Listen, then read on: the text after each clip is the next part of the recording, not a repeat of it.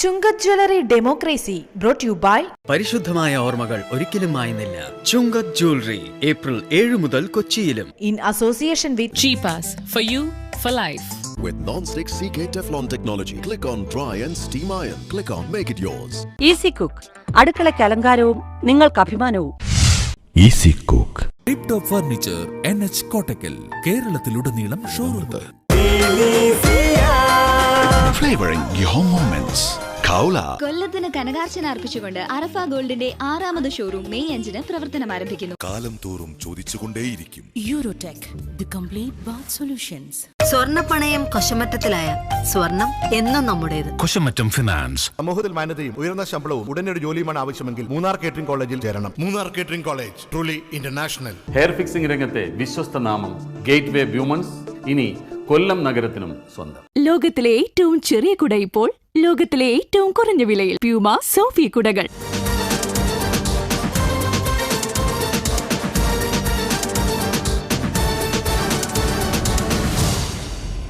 നമസ്കാരം. ഡെമോക്രസി തുടങ്ങുകയാണ്. എല്ലാവർക്കും സ്വാഗതം. കേരള യാത്ര അവസാനിച്ചു. സകലമാന കോൺഗ്രസ് നേതാക്കളും തിരുവനന്തപുരത്തേക്ക് ഓടിപ്പാഞ്ഞെത്തി. യാത്രാ സമാപനത്തോടനുബന്ധിച്ച് മന്ത്രിസഭാ പുനഃസംഘടന കൂടി ഉണ്ടാകുമെന്നാണത്രേ കിംവദന്തി. ഇതോടെ ചെന്നിത്തല ഉപമുഖ്യനും ആഭ്യന്തരമന്ത്രിയുമൊക്കെ ആകുമെന്ന് ആളുകൾ പറഞ്ഞും തുടങ്ങി. സ്ഥാനമോഹികൾ ഒന്നാകെയാണ് തലസ്ഥാനത്തേക്ക് കുതിച്ചത്. മന്ത്രിസ്ഥാനം എങ്ങാനും കിട്ടിയാലോ? മന്ത്രിസഭയിൽ ചേരുക എന്നുള്ളത് മിനുക്കലാണ്. നിങ്ങളിങ്ങനെ അങ്ങനെ ഇടുന്നത്. ആ മിനുക്കൽ എന്നൊക്കെ പറഞ്ഞത് ചാനലുകളും പത്രങ്ങളും എഴുതിയുണ്ടാക്കിയല്ലേ. ഒരു കോൺഗ്രസ്സുകാരും പറഞ്ഞിട്ടില്ല ഞങ്ങൾ മുഹമ്മദ് കമ്പാണ്, മുഖ്യമന്ത്രി പറഞ്ഞിട്ടില്ല. പക്ഷേ ചില പ്രത്യേക സാഹചര്യങ്ങളിൽ ചിലപ്പോൾ മന്ത്രിമാരെണ്ണം കൂട്ടേണ്ടി വരും. അങ്ങനെ പല കാര്യങ്ങളില്ലേ.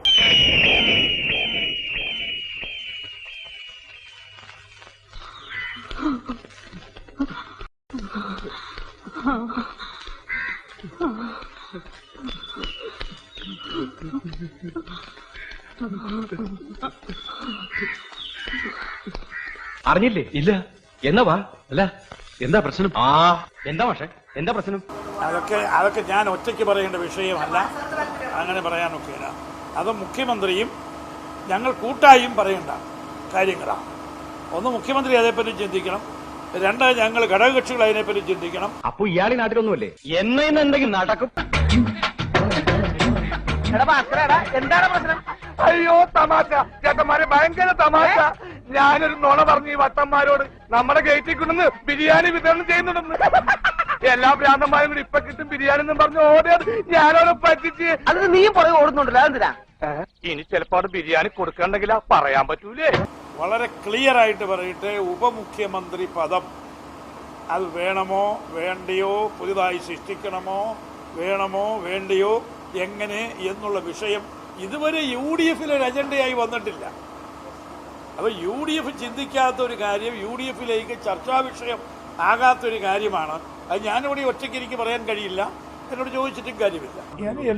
എനിക്കും അതിനുള്ള അർഹതയൊക്കെ ഉണ്ട്. പക്ഷേ അതൊന്നും ഞങ്ങളിപ്പോൾ അവകാശവാദങ്ങളൊന്നും മുന്നോട്ട് വയ്ക്കുന്നില്ല. അങ്ങനെയുള്ള കാര്യങ്ങളൊക്കെ വളരെ സീരിയസ് ആയിട്ടുള്ള നയപരമായ കാര്യങ്ങളാണ്. അത് UDFും മന്ത്രിമാരും എല്ലാവരും കൂടെ ചർച്ച ചെയ്യേണ്ട വിഷയം. തീർച്ചയായിട്ടും മാനസാർ യോഗ്യനാണ്, കുഞ്ഞാലിക്കുട്ടി യോഗ്യനാണ്, ഇവരെല്ലാം യോഗ്യന്മാരാണ്. ആരും യോഗ്യരൊന്നുമില്ല. ഞങ്ങളുടെ മുന്നണി ഒരു പ്രശ്നവുമില്ല. യാത്രയും സമാപിച്ചു, പൂമാലകളും വാടി. എന്നിട്ടും ചെന്നിത്തല മന്ത്രിയാകുന്ന കാര്യം മാത്രം കുഴപ്പത്തിലായി. എന്നാലും ചെന്നിത്തല മന്ത്രിയാകുമെന്ന പ്രതീക്ഷ ഓരോരുത്തർക്കുമുണ്ട്. കേന്ദ്രത്തിൽ നിന്ന് വന്നവർ പ്രോത്സാഹിപ്പിക്കുമ്പോൾ ഗ്രൂപ്പുകാർ മന്ത്രിയാകാൻ താല്പര്യമുള്ള കൊച്ചു കള്ളൻ എന്ന നിലയ്ക്കാണ് ചെന്നിത്തലയെ നോക്കുന്നത്. സർക്കാർ ഇപ്പോൾ തന്നെ കേരളത്തിൽ ഉണ്ടായതിൽ വെച്ച് ഏറ്റവും നല്ലൊരു സർക്കാരാണ്. വികസന രംഗത്ത് വളരെ കാര്യമായി ആത്മാർത്ഥമായി ശ്രമിക്കുകയും കുറേ കാര്യങ്ങൾ ചെയ്യുന്നതും നമ്മൾ കാണുന്നതാണല്ലോ. ആ രീതിയിൽ ഈ ഗവൺമെൻറ്റിൻ്റെ പ്രവർത്തനങ്ങൾ ഏറ്റവും മെച്ചപ്പെട്ടതാണെന്നാണ് എൻ്റെ അഭിപ്രായം. രമേശ് ചെന്നിത്തലയുടെ മന്ത്രിസഭയിൽ വന്നാൽ അതിൻ്റെ പ്രവർത്തനം കുറേ കൂടെ ശക്തിപ്പെടും. ഗവൺമെൻറ്റിൻ്റെ പ്രവർത്തനങ്ങൾക്ക് മെച്ചമാണ്, കേരളത്തിനും നല്ലതാണ് എന്നാണ് എൻ്റെ അഭിപ്രായം. എത്ര മനോഹരമായ നടക്കാത്ത സ്വപ്നം. KPCC പ്രസിഡന്റ് രമേശ് ചെന്നിത്തലയ്ക്ക് മന്ത്രിയാകാൻ താല്പര്യമുണ്ടെങ്കിൽ, ഇതുവരെ താല്പര്യമില്ലായിരുന്നു, ഉണ്ടെങ്കിൽ ഒരു തടസ്സം അദ്ദേഹത്തിന് മുമ്പിലില്ല. അതിനാരുടെയും പച്ചക്കൊടി കത്തിക്കേണ്ട ആവശ്യമില്ല. അദ്ദേഹത്തിൻ്റെ അനുവാദത്തിൽ ഞങ്ങളെ മന്ത്രിയാക്കിയിരിക്കുന്നത്.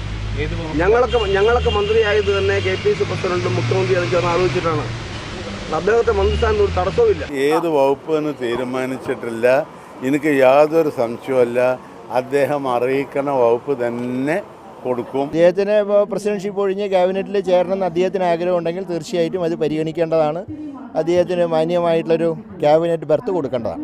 അദ്ദേഹത്തിന്റെ പേര് അനാവശ്യമായി വലിച്ചിഴച്ച് അദ്ദേഹത്തെ തെരുവിലിട്ട് അലക്കി കൊച്ചാക്കാൻ ശ്രമിക്കുന്നു. അത് ആരുടെ താല്പര്യമാണ് ഞങ്ങൾക്കറിയില്ല.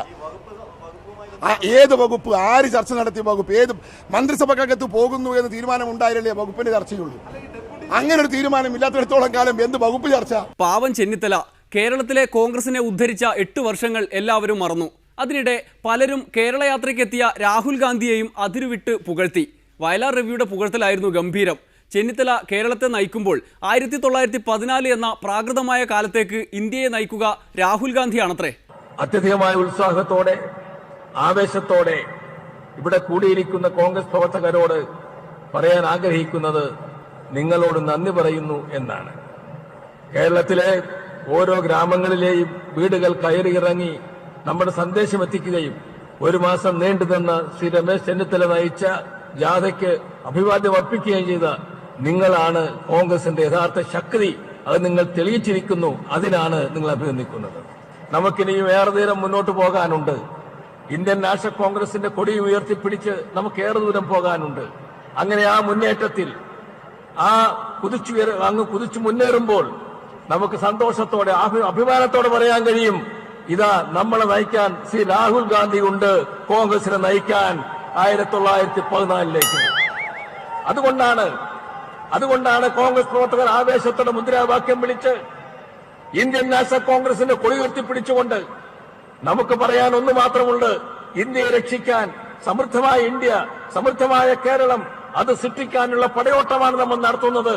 ആ പടയോട്ടത്തിൽ പങ്കാളികളായവരാണ് നിങ്ങൾ ഓരോരുത്തരും. ആ പങ്കാളിത്തം ഏറ്റുവാങ്ങിക്കൊണ്ട് നമുക്ക് മുന്നോട്ട് പോകാം. ആ പ്രവൃത്തി നമ്മൾ ചെയ്യുമ്പോൾ നമുക്ക് ഉറപ്പിക്കാം, നമ്മെ നയിക്കാൻ ഡൽഹിയിൽ, നമ്മെ നയിക്കാൻ അഖിലേന്ത്യാ തലത്തിൽ ഇന്ത്യൻ നാഷണൽ കോൺഗ്രസിന്റെ നേതൃത്വത്തിൽ ശ്രീ രാഹുൽ ഗാന്ധി, ഈ രാജ്യത്തെ ചെറുപ്പക്കാരുടെ പ്രതീകമായ ശ്രീ രാഹുൽ ഗാന്ധി നമ്മെ നയിക്കാനുണ്ടാകും. അദ്ദേഹത്തിന് തിരുവനന്തപുരം നഗരത്തിലേക്കുള്ള ഈ സ്വാഗതം എന്നും അദ്ദേഹം ഓർമ്മിക്കുമെന്ന് എനിക്കറിയാം. ഇതാ നമ്മളെ നയിക്കാൻ ശ്രീ രാഹുൽ ഗാന്ധി ഉണ്ട് കോൺഗ്രസിനെ നയിക്കാൻ 1914ലേക്ക്. പിറക്കാനിരിക്കുന്ന ഒരു മന്ത്രി മണവാളനായാണ് ആന്റണി ചെന്നിത്തലയെ കണ്ടത്. 2 വർഷത്തെ വിജയകരമായ ഭരണം പൂർത്തിയാക്കിയ, വികസന കാര്യത്തിൽ ഇന്ന് ഇന്ത്യക്ക് കേരളത്തിലെ മാതൃകയാക്കിക്കൊണ്ട് മുന്നോട്ട് പോകുന്ന കേരള മുഖ്യമന്ത്രിയെയും അദ്ദേഹത്തിന്റെ സഹപ്രവർത്തകരെയും കേരള ഗവൺമെന്റിനെയും ഞാൻ ഈ അവസരത്തിൽ പ്രത്യേകമായി അഭിനന്ദിക്കാൻ ആഗ്രഹിക്കുന്നു. പിന്നെ ഇന്നത്തെ നമ്മുടെ മണവാളൻ. ആദ്യം ഒരാളെ പരിചയപ്പെട്ടതോ? ആദ്യം പരിചയപ്പെട്ടത് മണവാളൻ, പിന്നെ പരിചയപ്പെട്ടത് പയ്യൻ. അപ്പൊ ഇതോ? ഇതയാളുടെ ചക്കൻ പറഞ്ഞില്ലേ? എക്സ്ക്യൂസ് മീ സർ, ഒന്നിങ്ങി വന്നാട്ടെ. ഞാനൊന്ന് ചോദിച്ചോട്ടെ, നമ്മൾ ആരാ മനസ്സിലായില്ല? ഞാൻ പയ്യന്റെ ബന്ധുക്കാരൻ. ഏതൊരു മണവാളന്റെ കാര്യം പറഞ്ഞില്ലേ? കഴിഞ്ഞ 1 മാസക്കാലമായി മീനച്ചൂടിൽ കാസർഗോഡ് മുതൽ സഞ്ചരിച്ച് കേരളത്തിലുടനീളമുള്ള കോൺഗ്രസ് പ്രവർത്തകരെ, ജനാധിപത്യവാദികളെ ആകെ ഇളക്കി മറിച്ചുകൊണ്ട് മാർക്സിസ്റ്റ് പാർട്ടി അടക്കമുള്ള രാഷ്ട്രീയ പ്രതിയോഗികൾക്ക് ഉൾക്കൊള്ളുണ്ടായിക്കൊണ്ട് ഈ ജാഥയുമായി ഇവിടെ എത്തിയ, ഈ സമാപന പരിപാടി എത്തിയ കേരളത്തിലെ KPCCയുടെ ഊർജ്ജസ്വലനായ പ്രസിഡന്റ് ശ്രീ രമേശ് ചെന്നിത്തലയെ ഞാൻ പ്രത്യേകമായി അഭിനന്ദിക്കാൻ ആഗ്രഹിക്കുന്നു. മണവാളിൽ ഇത്രയും ഭംഗിയുള്ള തന്തയുണ്ടെന്ന് എനിക്കറിയില്ല. കണ്ടാ പറയില്ല, ഒരു മാച്ചുമില്ല.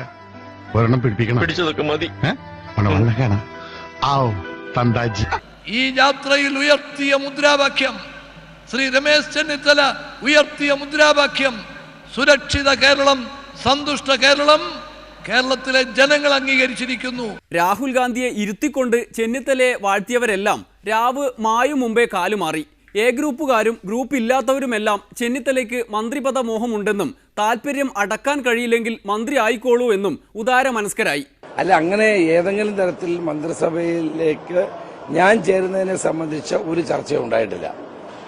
എന്റെ പഴയ നിലപാടിൽ തന്നെ ഞാൻ ഉറച്ചു നിൽക്കുകയാണ്. യാതൊരു മാറ്റവും ഉണ്ടായിട്ടില്ല. കോൺഗ്രസ് പാർട്ടിയുടെ ഒരു തലത്തിലും ഒരു ചർച്ച ഉണ്ടായിട്ടില്ല. എന്റെ മന്ത്രിസ്ഥാനവുമായി ബന്ധപ്പെട്ട ഒരു ചർച്ച ഉണ്ടായിട്ടില്ല. എന്റെ പഴയ നിലപാടിൽ തന്നെ ഞാൻ ഉറച്ചു നിൽക്കുകയാണ്.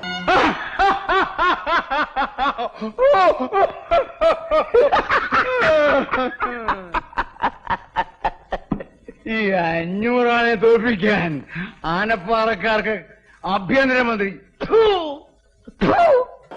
ഞാനങ്ങനെ മന്ത്രിസഭയിലേക്ക് പോകുന്നു എന്നുള്ള വാർത്തകൾ വരുന്നത് ഒരു അടിസ്ഥാനമില്ലാത്തതാണ്. അങ്ങനെ യാതൊരു ചിന്തയും ഇപ്പൊ ഇല്ല. മന്ത്രിക്കൊച്ചമ്മ വരുന്നുണ്ടേ, കൈകൊട്ടിപ്പാടാം വരവേറ്റിടാം, ആചാര കഥന മുഴക്കിടാം, കല്യാണം കൂടാൻ കഴിയാത്തവരെ, ആഭ്യന്തര മന്ത്രിണിയാണേ ആഡംബരമൊത്തിരി വേണേ, ആഭ്യന്തര മന്ത്രിണിയാണേ ആഡംബരമൊത്തിരി വേണേ, അച്ചമ്മയ്ക്കും കൊച്ചമ്മയ്ക്കും കാവൽ പട്ടാളം. എ ഗ്രൂപ്പുകാർ ഉമ്മൻചാണ്ടിയുടെ നേതൃത്വത്തിൽ ഈ പാട്ട് CD-യിലാക്കി നാടുനീളെ വിൽക്കുകയാണത്രേ. ആന കൊടുത്താലും ആശ കൊടുത്തൂടെന്ന് ഈ എ ഗ്രൂപ്പുകാർക്ക് അറിയില്ലല്ലോ. ഇനിയിപ്പോൾ ദില്ലിയിലെ ചർച്ചയൊക്കെ കഴിഞ്ഞ് തീരുമാനം വരുമ്പോഴേക്കും സർക്കാർ തന്നെ ഉണ്ടാകുമോ എന്ന് ആർക്കറിയാം. ഇനിയൊരു ഇടവേള, അത് കഴിഞ്ഞ് രാഹുൽ ഈശ്വരന്റെ മാന്ത്രിക വിദ്യകൾ.